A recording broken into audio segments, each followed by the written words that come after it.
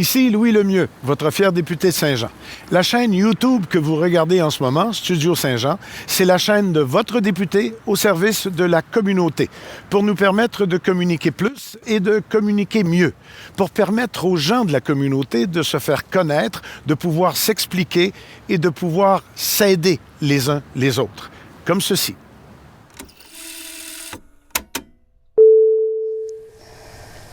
Ça fait drôle de vous dire que c'est notre artiste du mois de décembre, alors qu'on enregistre ça par une canicule du mois d'août.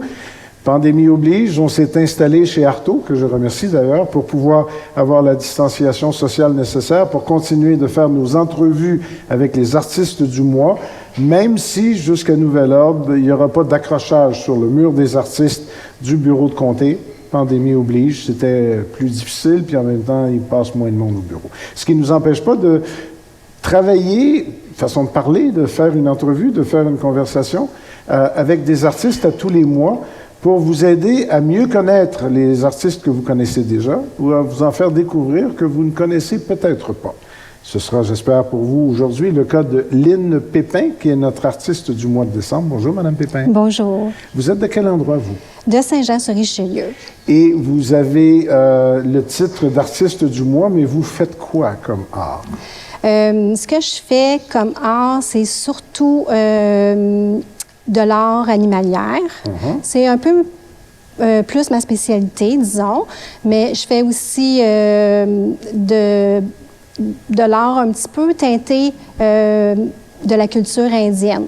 Donc, Bouddha, Ganesh, tout ça. Donc, je peins différents sujets. Avec différents médiums ou toujours le même médium? En fait, c'est toujours le même médium, mais c'est une technique mixte que j'utilise. Donc, j'utilise de l'acrylique, de la peinture à vitrail. Fait que c'est une technique vraiment spéciale. Ça doit donner de l'épaisseur, ça. Ça donne de l'épaisseur, beaucoup de texture aussi. Et puis, ça va chercher une certaine lumière qui est super intéressante. Et aussi, j'utilise souvent, assez régulièrement, j'utilise de la feuille d'or ou de la feuille de cuivre. J'aime beaucoup travailler ça. C'est un petit peu du collage. Fait que ma technique est quand même... s'améliore et se spécifie de plus en plus personnalisée. Là. Oui, effectivement, oui. Pendant qu'on se parle, tout au long de l'entrevue, on va voir certaines photos de certaines de vos œuvres. On essaie de ne pas en mettre trop parce qu'une photo, ça ne rend pas tout le temps justice. Non. Puis on ne voit même pas le format parfois et la texture, mais ça nous donne une idée de ce dont on parle. Oui. C'est vous qui nous avez envoyé les photos. Mais là, vous avez dit indienne et animalier, deux affaires complètement différentes. Là. Il y en a un qui est très concret. L'animal, c'est un lion, c'est un lion. Est-ce que vous faites n'importe quel animal, ce qui vous passe par la tête? Ou vous... Bien, en fait, même mes toiles, souvent, que c'est des toiles qui ont comme sujet les animaux, sont souvent quand même teintées de l'Inde. Par la spiritualité de l'Inde, quelquefois par les couleurs. Pour les sujets de mes animaux, en fait, je peins pas n'importe quel animal. Je vais aller faire des recherches sur des animaux qui sont en voie d'extinction, qui sont chassés, comme par exemple, vous allez voir des toiles que j'ai faites, c'est des éléphants qui sont chassés pour l'ivoire. Donc, ça, c'est mon côté un peu dénonciateur. Un message, là. Exactement. Parce que je pense que l'art, c'est important c'est pas juste pour les yeux, c'est une communication. Et moi, ce que je veux, c'est que les gens, ils se posent des questions quand ils ont regardé une de mes toiles, que ça réveille un petit quelque chose en eux, qu'ils s'en aillent à la maison puis qu'ils se disent « Ouais, j'avais pas pensé à ça, tu sais. » Ou qu'ils rapportent la toile à la maison. Ah, bien sûr! Ça, c'est encore mieux. Oui, parce qu'à ce moment-là, il y a un partage du message. Effectivement, effectivement. J'espère que je ne me trompe pas. Ça a été un film, mais à l'origine, c'est un livre canadien, là, Histoire de Pi. C'est l'histoire du tigre en Inde, là, justement. Oui, oui.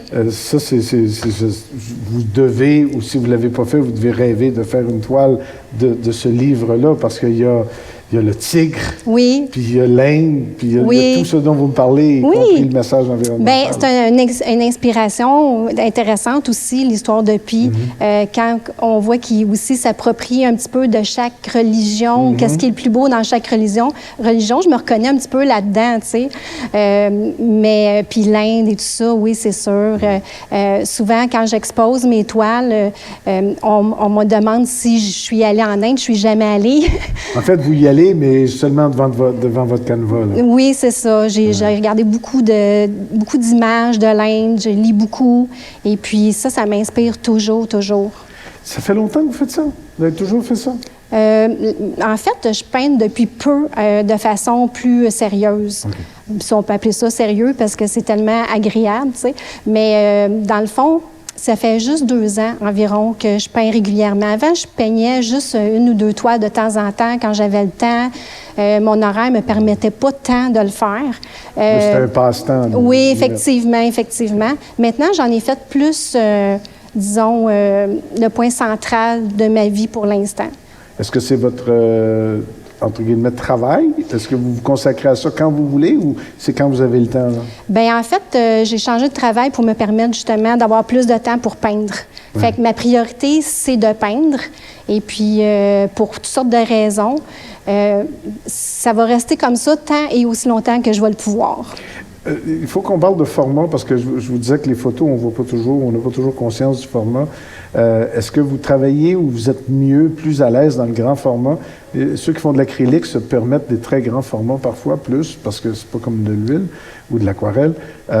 Mais là, avec votre collage et tout ça, j'ai l'impression que c'est assez condensé. Je me trompe? Oui, vous trompez. En fait, je fais des super grandes toiles. Bien, on parle de 36, 48, 36, 36.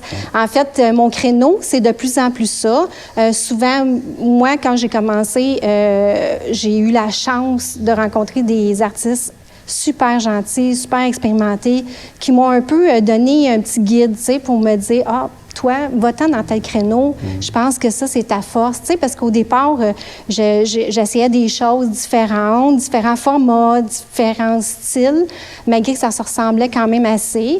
Mais là, de plus en plus, je vais vers quelque chose que je sens que je suis très à l'aise. C'est drôle que vous disiez ça, que d'autres vous ont aidé, parce que c'est très solitaire, la peinture. Tu sais, en musique, on peut être tout seul si on veut, à gratter la guitare, mais c'est pas mal plus le fun quand on est en groupe. Puis il y a du monde, généralement, qui nous écoute. Mais la peinture, sauf erreur, ça commence puis ça finit solitaire, sauf qu'il y a les symposiums, il y a les rencontres, et ça vous permet justement d'échanger, d'apprendre, et jusqu'à un certain point, même si c'est pas dans l'art, d'apprendre le reste, parce qu'au-delà de la production, il y a tout ce qui va avec pour être capable de la faire rouler, la production. Oui. Si vous faites ça pour remplir votre sous-sol, le moment donné, il va être plein, puis ça va avoir coûté une fortune de toile. Là. Exactement. Bon. Oui. Alors, le reste de tout ce qu'il y a à faire, maintenant que vous avez fait le saut, en tout cas avec un travail qui vous permet d'en faire autant que vous voulez, est-ce que ça, c'est quelque chose que vous aimez ou que vous faites pour être capable de faire des toiles, finalement? Vous parlez des symposiums puis des expositions? Ben oui, mais après ça, tout le reste, l'Internet, le site web, le ci, le ça, toute la relation avec les clients potentiels. Bien, en fait, quand on parle des symposiums, les expos concours, ça, c'est quelque chose que j'adore faire à cause du contact avec les gens. Les gens, je suis toujours surprise parce que moi, je fais une interprétation d'une toile. Mon message, il est clair dans ma tête, tu sais. Puis il y a toujours quelqu'un qui va arriver avec une autre interprétation qui va me faire revoir différemment ma toile. Puis ça, je trouve ça extraordinaire, vraiment. Ça, j'adore ça. Ce qui est des réseaux sociaux et tout le reste, ça, c'est sûr, c'est un petit peu contraignant, dans le sens que ça prend beaucoup de travail, ça prend beaucoup de conception à chaque semaine. Il faut vraiment... Puis c'est encore pour moi à travailler, même si j'essaie d'être le plus là possible, mais c'est quand même quelque chose à travailler, puis j'en ai encore beaucoup à apprendre. Mais oui, je pense que c'est quand même très, très important, les réseaux sociaux. Si un artiste n'a pas ça dans sa poche, ça va être plus difficile de se faire connaître. Il y a besoin de beaucoup d'amis qui vont parler à beaucoup d'amis, sinon... Effectivement, oui. Et le but, c'est pas de vendre, parce que je suis certain qu'avant de penser, comme vous faites la toile, vous voulez la faire un peu beaucoup pour vous, là, parce que, bon... Mais à un moment donné, comme je disais, si avant de sous-sol, ça aide pas.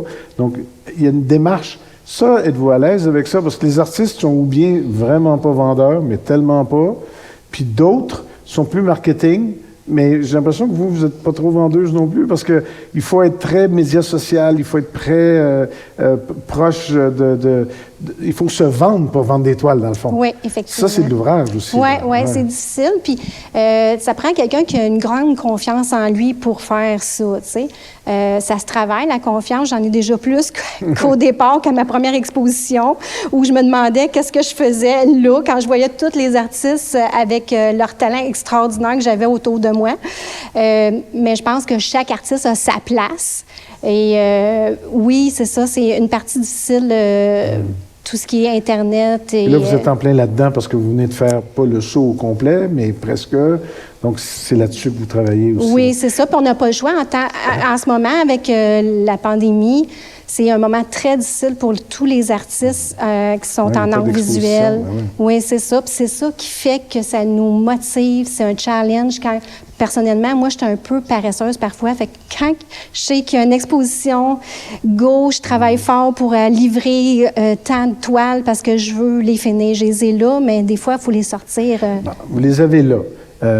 Une fois que vous avez l'idée, vous travaillez à l'aveugle ou vous faites un croquis, ou vous trouvez des photos pour faire un montage, puis vous voyez, ou là, ça se passe entre vous, puis la toile, puis au fur et à mesure, c'est l'idée qui continue ou qui se transforme? Un peu des deux. Parfois, j'ai une idée que je rêve. Je rêve à une idée, et puis là, je vais faire la toile, je sais où je m'en vais. C'est comme très clair. Fini dans votre tête. Oui, c'est une inspiration soudaine qui me prend, puis je dois la faire absolument. Tandis qu'à un autre moment, comme je le disais un petit peu tantôt, je vais choisir un sujet parce que j'ai vu tel animal, puis ça m'a touché. Je vais faire des recherches sur cet animal-là, puis je vais voir comment je peux le mettre en toile pour que ça soit intéressant. Parce qu'au-delà aussi, tu sais, de ce que je veux mettre sur une toile, que je veux aussi toucher les gens, je veux que les gens soient capables de la mettre dans leur salon pour que ça soit beau aussi. C'est un objet aussi. Exactement. Ouais. Je veux que ça soit attirant, qu'ils aient envie de la mettre dans leur salon. Fait je vais aussi penser aux couleurs, qu'est-ce qui en ce moment est in, tu sais, dans la décoration. Je vais penser à ça. Mais si, par exemple, j'ai une inspiration soudaine, que ça soit n'importe quelle couleur, c'est ça qui doit sortir, c'est ça qui va sortir. Vous avez dit tantôt que votre technique s'en vient de plus en plus, c'est moi qui ai dit personnalisée, mais de plus en plus particulière à vous. Ça, c'est un cheminement aussi qui doit être satisfaisant. Il n'y a pas juste le plaisir de faire quelque chose qu'on aime, de voir le résultat, mais de sentir qu'on maîtrise davantage la chose. Vous êtes là-dedans, là.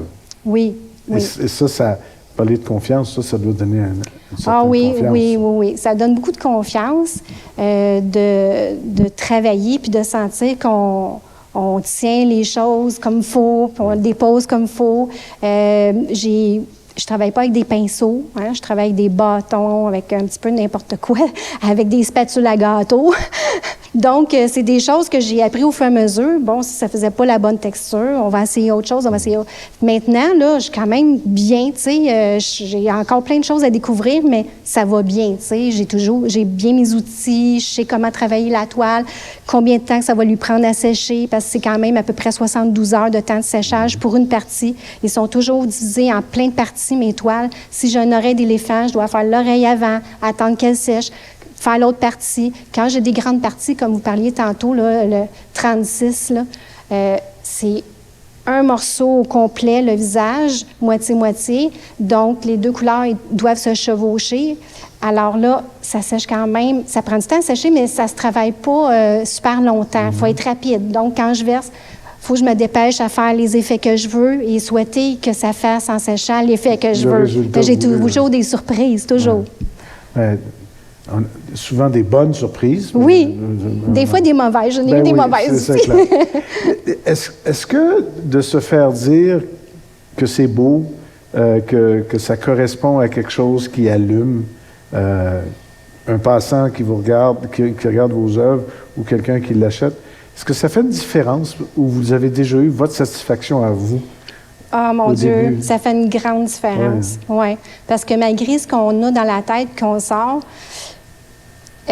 Pour moi, en tout cas pour ma part, si les gens ils trouvent ça beau, ou surtout s'ils comprennent le message, quand ils comprennent le message, là, pour moi, c'est qu'est-ce qui est le plus touchant. Là. Il y a des gens, des fois, qui ont été tellement touchés par mes toiles, qui ont presque pleuré, puis m'ont presque fait pleurer. Tu sais. Dans ce temps-là, je me dis, c'était ça mon but. C'est ça mon but. C'est simplement ça.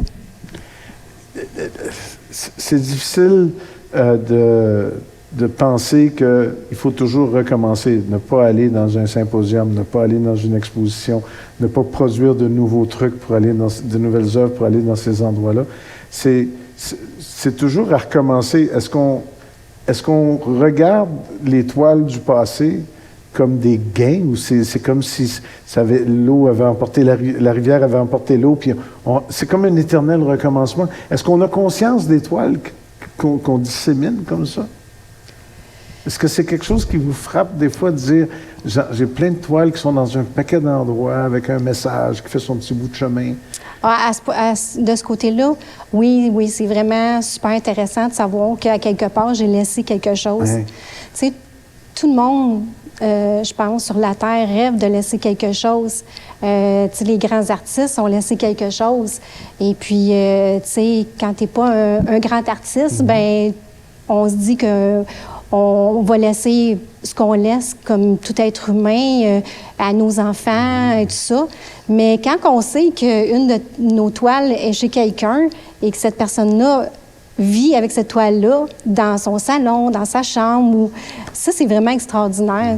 À quelque part, tu te dis, bon, il y a quelqu'un qui va toujours me garder. Tu sais, je vais toujours être ici, sur la terre, en tout cas, jusqu'à temps que... Vous venez de me dire quelque chose qui résume bien la démarche de l'artiste, parce que il y en a qui me disent qu'ils tombent en transe ou ils sont dans une bulle, ils perdent. Ça, c'est la partie production de l'affaire. Et ça doit être bienfaisant aussi. Vous ne travaillez pas à la sueur de votre front, vous travaillez fort, mais quand vous êtes dans la toile, il y a du plaisir. Oui. La vente, c'est un petit peu... j'allais pas dire difficile, mais un petit peu presque gênant quelque part. Là. Oui, c'est rock'n'roll. C'est rock'n'roll. Mais après ça, il y a tout ce que vous venez de dire. Il y a des gens qui sont avec ces toiles-là. Alors, c'est tout dans le bonheur, c'est tout dans le plaisir, sauf le petit moment difficile à faire la transaction. Mais ça, c'est pas mal tous les artistes, à part que d'avoir quelqu'un qui vend nos toiles, on est obligé, pas gênant, mais on est obligé de se monnayer. Quand on va sur vos sites, est-ce que vous affichez les prix? Est-ce que vous avez... comment ça fonctionne quand on va sur votre Facebook, ces choses-là? Est-ce qu'il y a des gens qui font juste tomber sur vous par hasard et qui disent « Ah, ça m'intéresse, t'en as-tu? » Pas encore. Je dirais que c'est pas... faut toujours créer de la publicité, Oui. Se faire voir. Tu sais, ça arrive pas par hasard. C'est très rare, là. Ouais. Très, très rare, tu sais. Quand ça arrive, on est chanceux, disons-le. Mais oui, il faut toujours travailler... On commence toujours à zéro un petit peu. Oui, c'est ça. Chance, c'est plaisant à faire. Oui, c'est ça. C'est plaisant, bien sûr. Et c'est long pour vous? Y a-t-il des œuvres sur lesquelles vous planchez longtemps, que vous n'êtes pas contente, puis vous retournez? Oui, ça arrive. Vous êtes difficile avec vous-même. Très, très. Ouais. Puis les gens aussi autour de moi, ils me disent, je vais être satisfaite quand ça va être vraiment, vraiment à mon goût. Je ne sortirai pas une toile si elle n'est pas prête à mon goût, même s'il y a une expo le lendemain. Jamais, jamais je vais la sortir. Je peux pas. C'est pas moi. Ça ne me reflètera pas jusqu'à la fin. Qu'est-ce que je vous ai pas demandé puis que vous vouliez dire quand vous saviez que vous en veniez répondre à mes questions-là? Oh, mon Dieu! Qu'est-ce que je voudrais dire? En fait, ce que je veux dire, c'est que l'art que je fais, c'est pas juste pour toucher les gens. Comme je disais tantôt, c'est pour aller leur faire prendre conscience de certaines choses. Puis pour moi, au-delà de ça, c'est un besoin très criant de faire quelque chose pour les êtres vivants de cette planète et pour les humains. J'ai besoin de le faire pour avoir l'impression que je fais quelque chose. Faites votre part à votre manière. De tangible, oui. C'est notre artiste du mois de décembre. Elle s'appelle Lynne Pépin. Vous avez, pendant l'entrevue, vu les coordonnées pour aller voir, et vous avez vu certaines de ses œuvres, et les coordonnées pour aller plus loin vers Lynn Pépin, en espérant que si vous ne la connaissiez pas, vous l'avez bien découvert. Et si vous ne la connaissiez pas déjà, vous la connaissez mieux. Merci, Mme Pépin. Merci beaucoup. Merci.